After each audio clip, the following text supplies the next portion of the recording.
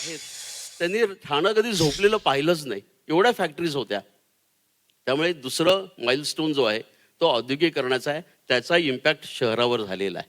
आणि तिसरा milestone definitely अर्बनायझेशनचा आहे. साधारण नवीन सहस्त्रक सुरू झालं त्यानंतर ठाणं काय बदललं ते आपल्या सर्वांनाच माहिती आहे. आणि ह्या तिन्ही गोष्टींचा एक खूप जबरदस्त इम्पॅक्ट ह्या शहरावर झाला. आणि हे एक अतिशय निसर्गरम्य, एका बाजूला येऊरचा डोंगर, दुसरीकडे खाडी, विस्तीर्ण अशी खाडी. आणि अशा पद्धतीचं हे शहर 1960च्या सुमारास एकदम त्या यंत्रांच्या खडखड्याने जागं झालं. म्हणजे ठाणं शहर जागं झालं. त्यानंतर नवीन मुंबईतला बेलापूर पट्टा, मग कल्याण, डोंबिवली, बदलापूर, अंबरनाथ, MIDC. आणि ही अजूनही प्रगती चालू आहे. आणि आपण आता FDIच्या गोष्टींचा उल्लेख करतो की एवढी मोठी गुंतवणूक येते वगैरे, पण सर आम्ही अभिमानाने सांगतो की ठाण्याने FDIचं पहिलं पान जे आहे ते लिहिलेलं आहे. कारण सगळ्या MNCs, बहुराष्ट्रीय कंपनी ठाण्यात त्यांच्या फॅक्टरी सुरू केलेल्या आहेत त्यांनी. आणि जेव्हा नवीन उद्योग सुरू झाले तेव्हा स्टार्टअप्स ह्या सुद्धा ठाण्यातच सुरू झाल्या. त्यामुळे आम्ही ठाणेकर कोणीच मान्य करणार नाही की ठाणे ही डॉर्मेटरी आहे, इथे लोक फक्त रात्री येऊन झोपतात आणि दिवसा मुंबईत जाऊन काम करतात. हे चूक आहे. ठाणं आता जागं शहर आहे. तिथे मॉल्स आहेत तसे, येस, आणि मोठी मोठी ग्रंथालय आहेत 150-150 वर्ष जुनी. तर थोडक्यात हा ठाण्याचा इतिहास मला तुम्हाला सांगायचा होता. आणि आता आपण सरळ प्रश्नांकडे वळूया, कारण की आपल्याला तुमच्याकडनं बरंच काय ऐकायचं आहे. त्यामुळे तेजस्वीला विनंती करणार आहे की आता पहिला बॉल तू टाक आणि बॅटिंग आता सुरू करूया. सर नमस्कार.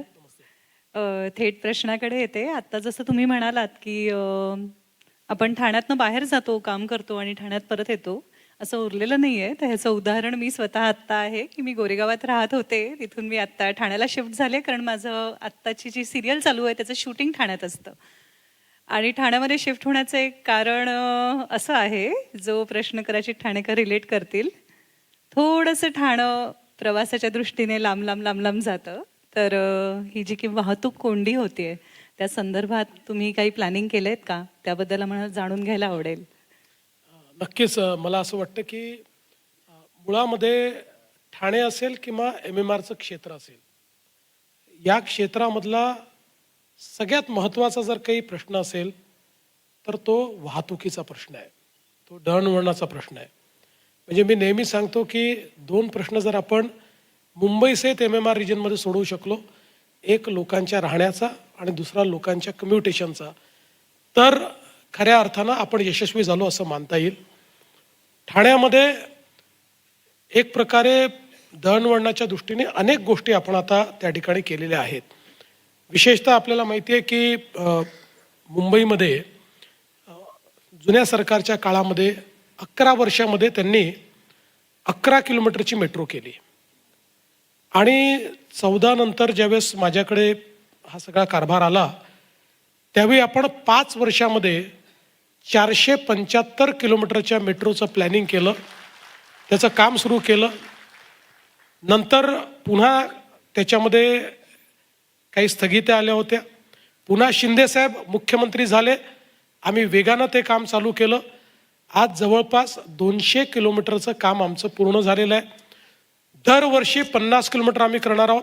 हे 475 किलोमीटरपैकी जवळपास 400 किलोमीटर हे 2028च्या शेवटी किंवा 2029पर्यंत आम्ही पूर्ण करू. आणि 2030पर्यंत हे सगळं नेटवर्क आम्ही पूर्ण करू. यामध्ये ठाण्याला एक मोठी कनेक्टिव्हिटी आपण दिलेली आहे. ठाण्याला मुंबईकडे कनेक्टिव्हिटी दिली आहे, ठाण्याला कल्याणकडे, भिवंडीकडेही आपण कनेक्टिव्हिटी दिलेली आहे. आणि त्यासोबत 3, 4, 5 मेट्रो ज्या आहेत त्या सगळ्या मेट्रो या ठाण्याशी आपण कनेक्ट केलेल्या आहेत. आणि सोबत ठाण्याच्या रिंग मेट्रोचा देखील आपण आता एक प्रस्ताव मान्य केलेला आहे. त्यामुळे ठाणे कदाचित हे पहिलं शहर असेल की ज्या शहरामध्ये कंप्लीट रिंग मेट्रो आपण करणार आहोत. आणि नुसतं आपण मेट्रो करून या ठिकाणी थांबलेलो नाही, तर दळणवळणाच्या दृष्टीनं अजून ज्या काही महत्त्वाच्या गोष्टी आहेत त्याच्यामध्ये आपण जी आपली सबर्बन रेल्वे आहे ही अत्यंत महत्त्वाची आहे. लोकल जी आपली लाईफलाईन आहे. म्हणजे आज तर आपण मेट्रो आणली, मेट्रो अतिशय चांगली आहे, अतिशय सुंदर डबे आहेत, एअर कंडिशन्ड आहेत, दरवाजा लागतो. पण अनेक वर्ष त्या आपल्या सबर्बन रेल्वेला लटकून आणि त्याच्यामध्ये एंट्री करत म्हणजे मला असं वाटतं कसरत करत लोकांनी खूप वर्ष काढली आहेत.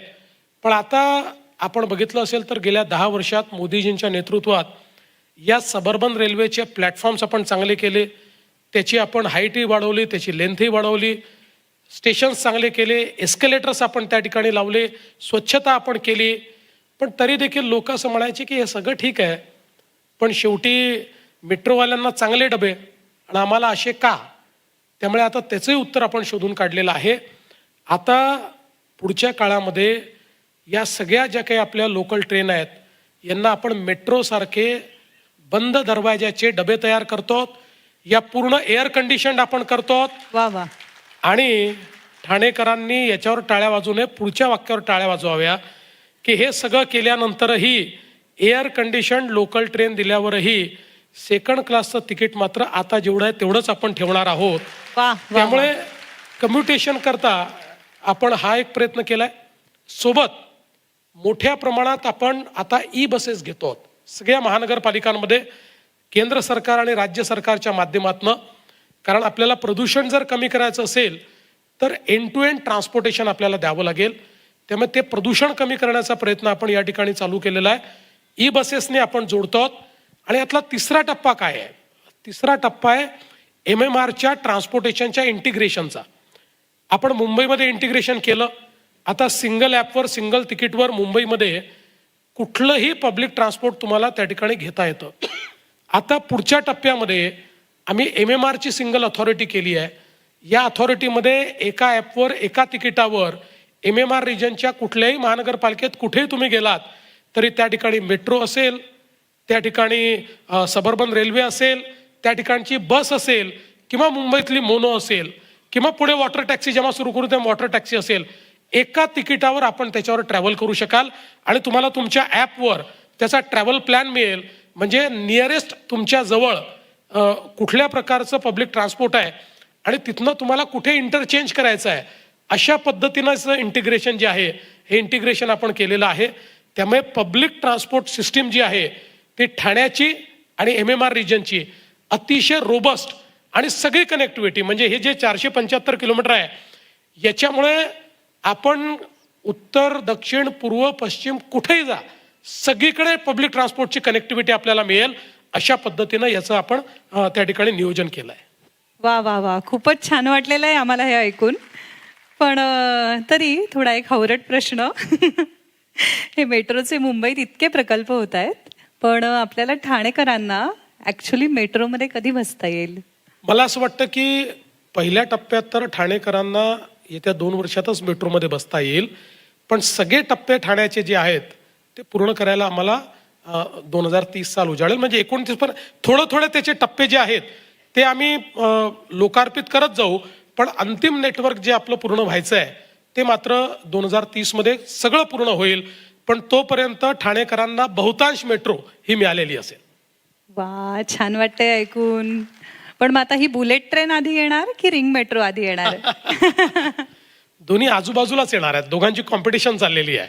बुलेट ट्रेन आधी येऊन गेली असती, पण मध्यंतरीच्या काळामध्ये आपल्याला माहिती आहे की आमच्या उद्धवजींना अचानक बुलेट ट्रेनचा राग आला आणि त्यांनी त्याला स्थगितीच देऊन टाकली आणि सगळी कामं थांबवून दिली. गुजरात साईडला काम चाललं होतं, महाराष्ट्र साईडला बंद होतं. पण शेवटी ईश्वराच्या मनात असतं ते होतं. त्यामुळे पुन्हा एकदा आमचं सरकार आलं, शिंदेसाहेब मुख्यमंत्री झाले, सगळ्या स्थगित्या आम्ही दूर केल्या, पटकन ॲक्विजिशन केलं.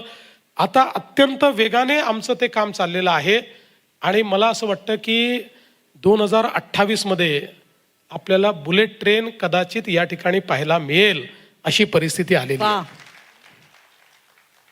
आपण ठाण्याशी मुंबईची असलेली कनेक्टिव्हिटी याबद्दल आता बोलतोय, तर मला अजून एक प्रश्न विचारायचा आहे. मुंबईचा कोस्टल रोड ज्याबद्दल खूप उत्सुकता असते, सगळ्यांनाच असते, तो ठाण्यात येईल का हो कधीतरी? म्हणजे तुम्ही कोस्टल रोड करण्याबद्दल काही विचार केलायत? बघा, मी तुम्हाला एक गोष्ट सांगतो की 2 गोष्टी आहेत. आपण कोस्टल रोडचा जेव्हा विचार करतोय त्यावेळी एकतर मुंबई कोस्टल रोड हा ठाणे जिल्ह्यात आणि तिथनं पलीकडे कसा जाणार आहे पहिल्यांदा आपल्याला सांगतो की आता मुंबई कोस्टल रोड हा बांद्र्यापर्यंत आलाय, आता बांद्रा वर्सोवाचं काम आपलं चाललेलं आहे. वर्सोव्यावरनं तो दहिसरला जाणार आहे, दहिसरवरनं तो भाईंदरला जाणार आहे आणि भाईंदरवरनं तो विरारला जाणार आहे.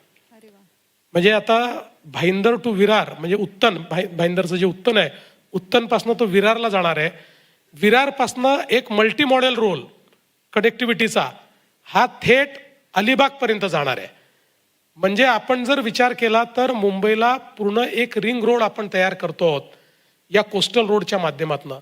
आणि ठाण्याचा जर आपण विचार केला तर वसईची खाडी आणि ठाण्याची खाडी अशा जे दोन भाग आहेत, या दोन ठिकाणी आपण दोन अशाच प्रकारचे कोस्टल रोड ठाण्याचे आपण तयार केलेले आहेत.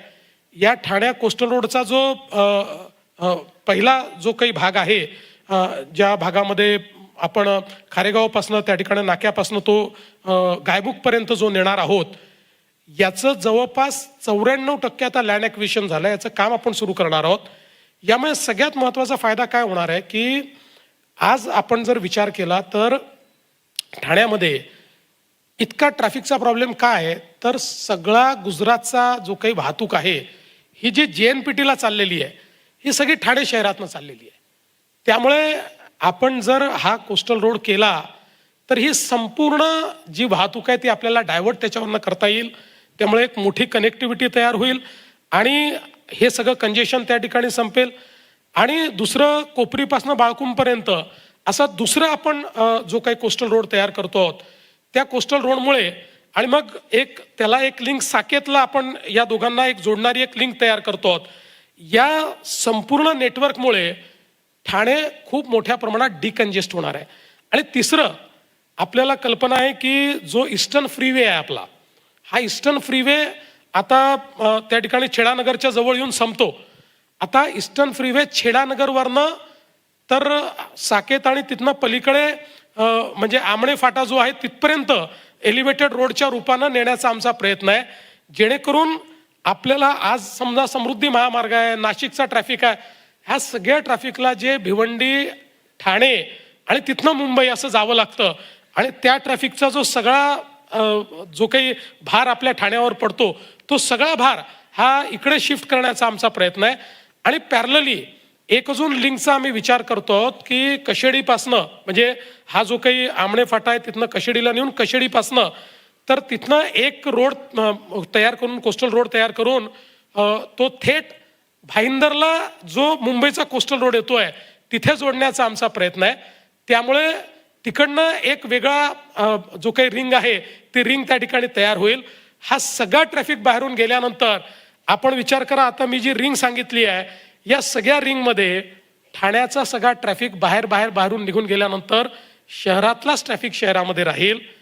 त्यामुळे आज ठाण्यामध्ये जे लोकांना त्रास सहन करावा लागतो, जो काही संध्याकाळी ट्रॅफिक पुढेच जात नाही अशी जी अवस्था असते, या अवस्थेतनं आपल्याला सुटका मिळेल. आणि यातलं काहीही कागदावर नाही, सगळं जवळपास सुरू झालेलं आहे. ठाणे कोस्टल रोडचा जो सेकंड भाग आहे तो अजून सुरू व्हायचा आहे, पण फर्स्ट भाग हा सुरू झालेला आहे. मी जसं सांगितलं की त्यातलं सगळ्यात क्रिटिकल काय होतं, लँड ॲक्विजिशन होतं, तेही 94% आम्ही पूर्ण केलं आहे.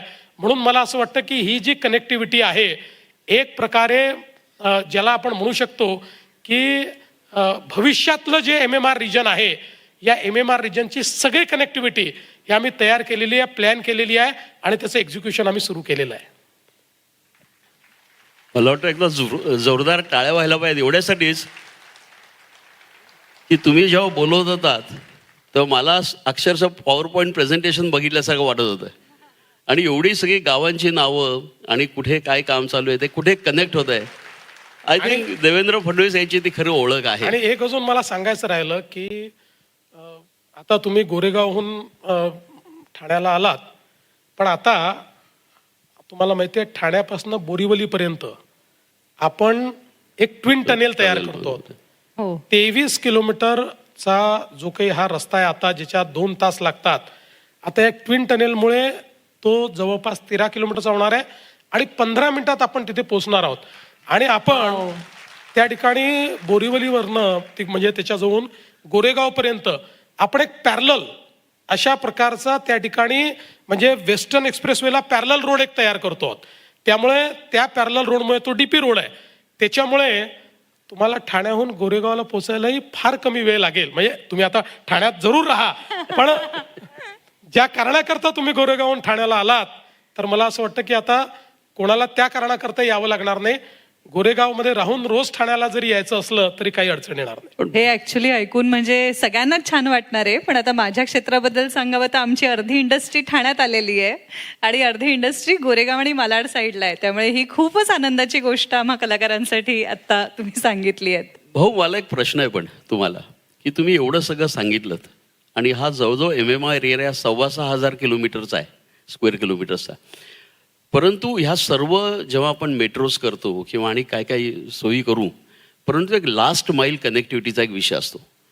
म्हणजे आजही कुठच्याही मेट्रो स्टेशनवर आपण उतरलो की तिकडनं ते जर घर 2 ते 5 किलोमीटर असेल तर त्यासाठी बसेस किंवा अन्य काही वाहतूक लागते. तुमची रिंग मेट्रो त्याला एक उत्तर होऊ शकेल, परंतु लास्ट मिनिटचं तुम्ही काय विचार केला नंबर 1. आणि मला एक त्याला जोडूनच विचारायचं होतं आणि त्याचं तुम्ही डेफिनेटली विथ स्टॅटिस्टिक्स उत्तर द्याल मला खात्री आहे, की ठाणे किंवा या संपूर्ण MMR क्षेत्राने मुंबईचा मोठा भार हलका केलेला आहे.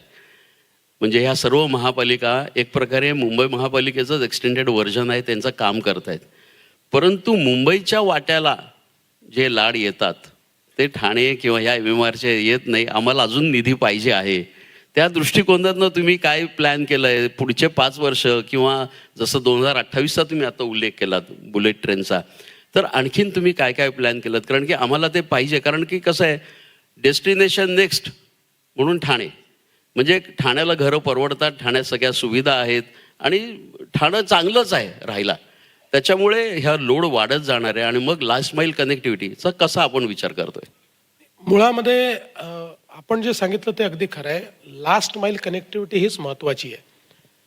पब्लिक ट्रान्सपोर्टचा उपयोग तेव्हाच होतो की ज्यावेळी 300 ते 500 मीटरवर तुम्हाला पब्लिक ट्रान्सपोर्ट अवेलेबल आहे, आणि त्याच्यातला लास्ट माईल कनेक्टिव्हिटी हा अत्यंत महत्त्वाचा मुद्दा आहे.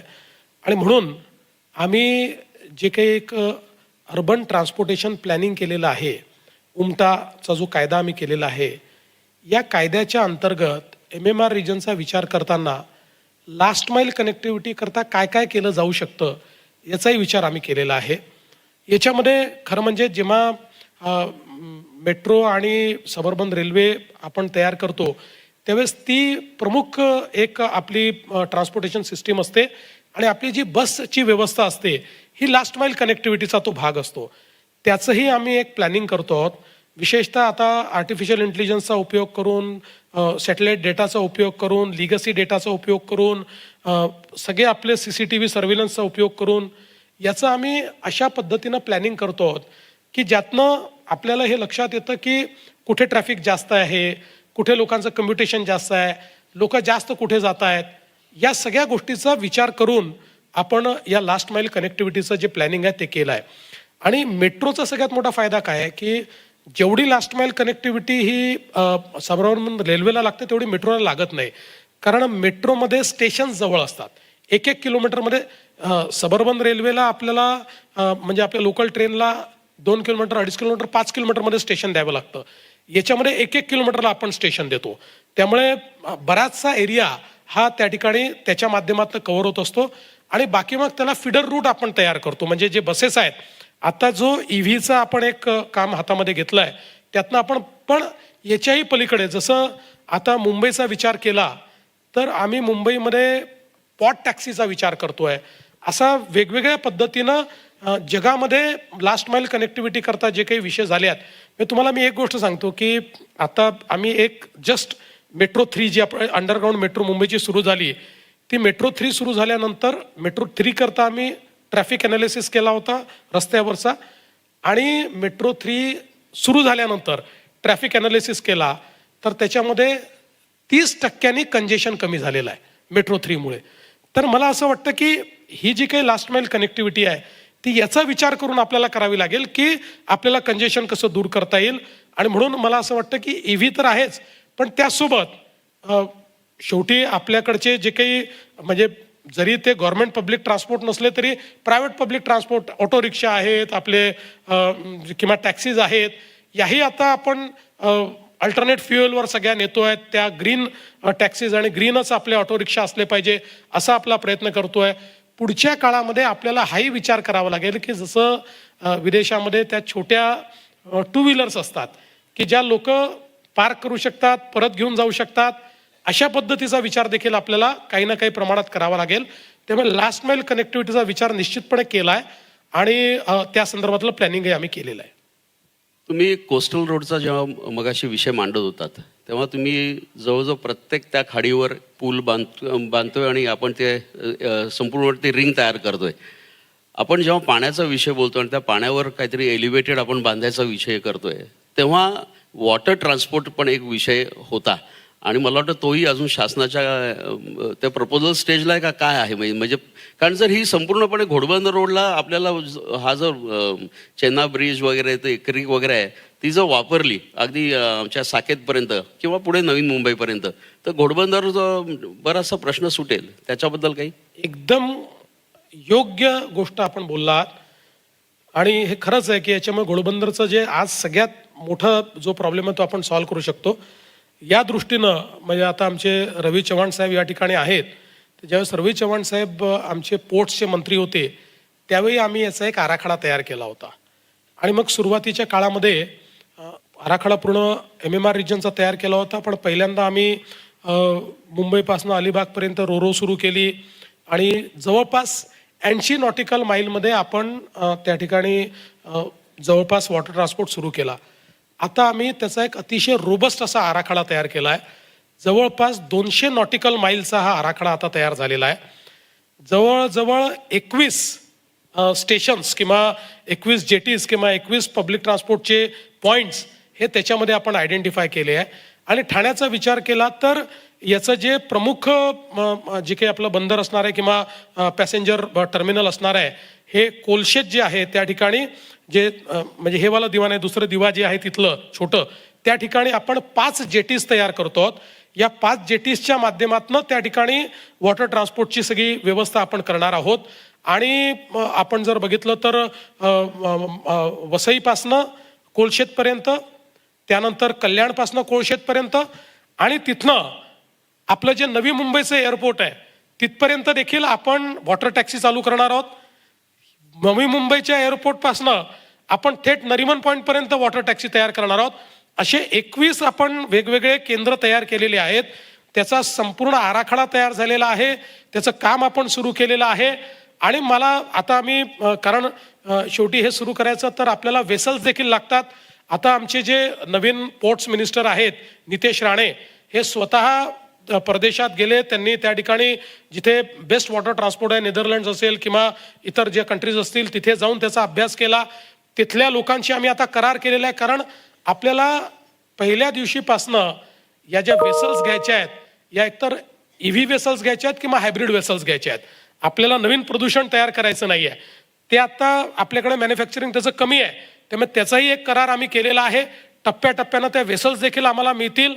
आणि एक मोठं रोबस्ट म्हणजे आमचा प्रयत्न असा आहे की मुंबईमध्ये जर हे 200 किलोमीटरचं 21 स्पॉट्सवर आपण जर हे वॉटर ट्रान्सपोर्ट सुरू केलं तर एक अंदाज असा आहे की जवळपास 1,60,00,000 लोक पॅसेंजर्स हे त्याच्यामध्ये प्रवास करू शकतात. अशा पद्धतीनं त्याचं प्लॅनिंग हे आम्ही केलेलं आहे आणि त्याचं एक्झिक्युशन देखील आम्ही करतो. जबरदस्त. हे म्हणजे ही इन्फॉर्मेशन मला पण माहीत नव्हती. मला पण आज पहिल्यांदाच कळली. मला एक प्रश्न असा विचारायचा होता की एकीकडे आपण असे मोठे मोठे महत्त्वाकांक्षी प्रकल्प सगळे प्लॅन केलेले आहेत, काही मार्गी लावलेले आहेत, त्या संदर्भातल्या आर्थिक तरतुदी पण आपण केलेल्या आहेत. अन्य प्रदेशातनं सुद्धा आपण त्या संदर्भातली गुंतवणूक मागवलेली आहे किंवा येत आहे आपल्याकडे.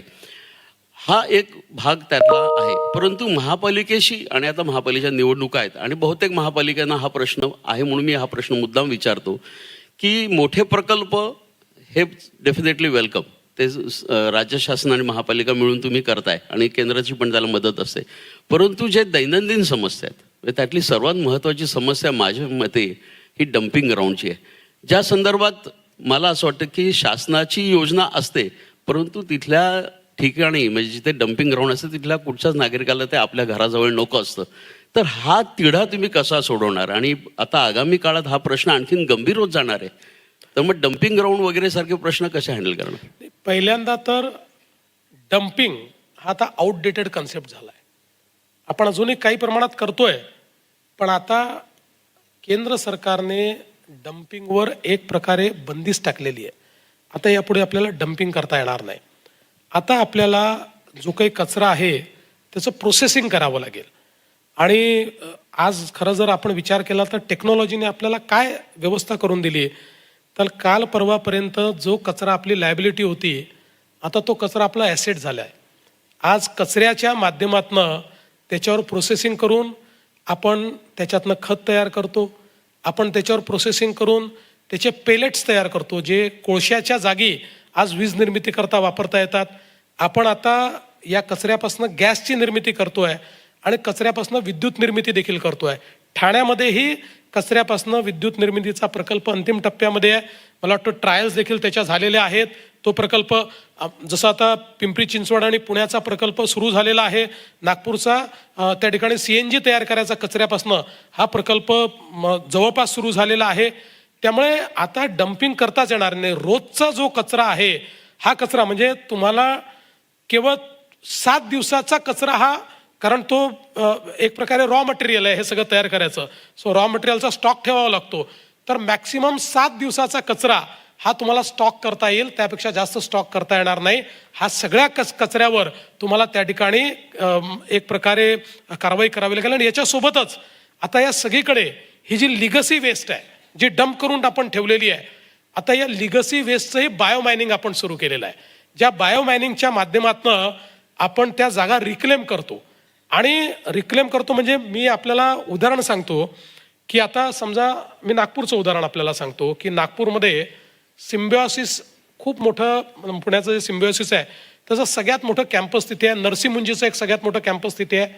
हे दोन्ही कॅम्पसेस जे आहेत हे रिक्लेम लँड जी आहे, म्हणजे जे काही डम्प यार्ड होतं नागपूरचं, ते डम्प यार्ड बायोमायनिंग करून रिक्लेम केलं आणि आता तिथे या संस्था उभ्या आहेत. त्यामुळे आता डम्प यार्ड करणं, त्यातनं वास येणं, या सगळ्या गोष्टी जुन्या झाल्या आहेत. आणि विशेषतः स्वच्छ भारत मिशनच्या अंतर्गत माननीय मोदीजींनी याकरता खूप मोठ्या प्रमाणात निधी आपल्याला उपलब्ध करून दिलेला आहे. त्यामुळे आता सगळ्या महानगरपालिकांमध्ये हे काम चाललेलं आहे. म्हणजे अगदी पुढच्या काळामध्ये आता मुंबई महानगरपालिकेने जे इनफेमस देवनारचं जे डम्पयार्ड आहे, म्हणजे किती वर्षाचा कचरा तिथे डंप असेल याचा काही भरोसा नाही. म्हणजे तिथे जेव्हा आग लागली तर अख्ख्या मुंबईचं पर्यावरण धोक्यात आलं होतं. या देवनारचं बायोमायनिंग करून पुढच्या 3 वर्षामध्ये देवनारची रँड आपण रिक्लेम करणार आहोत. आणि हा जो सगळा लिगसी वेस्ट आहे हा वेस्टही कामाचा आहे. म्हणजे या वेस्टमधनंही तुम्हाला संपत्ती तयार करता येते. आणि म्हणून मला असं वाटतं की आता हा डम्पिंगचा प्रश्न पुढच्या फार कमी वर्षाकरता राहिलेला आहे. जशा जशा टेक्नॉलॉजीज आपण एस्टॅब्लिश करत जाऊ. आता उदाहरणादाखल समजा कुठे 2000 त्या ठिकाणी टन कचरा आहे, तर पहिल्या टप्प्यात 1000 टनाची त्या ठिकाणी व्यवस्था होते, मग 500 टनाची होते, मग 500 टनाची होते. पण आता एकही महानगरपालिका अशी राहिलेली नाही की जी या ठिकाणी हे काम करत नाही आहे. सगळ्या महानगरपालिका करतायत. ठाण्यासारखी, मुंबईसारखी महानगरपालिका, मला असं वाटतं की पुढच्या 3-4 वर्षामध्ये डम्पिंग हा विषय संपेल. जुने डम्प्स जे आहेत, जो काही लिगसी वेस्ट आहे, त्या सगळ्या वेस्टला कन्वर्ट करून त्या ठिकाणी बायोमायनिंग करेल.